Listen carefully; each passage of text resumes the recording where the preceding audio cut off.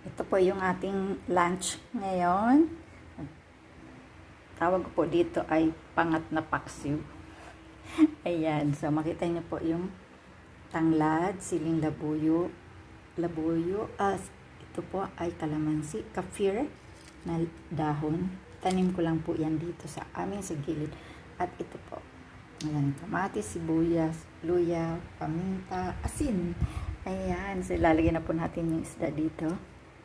Sana magkasya. Malaki po siya.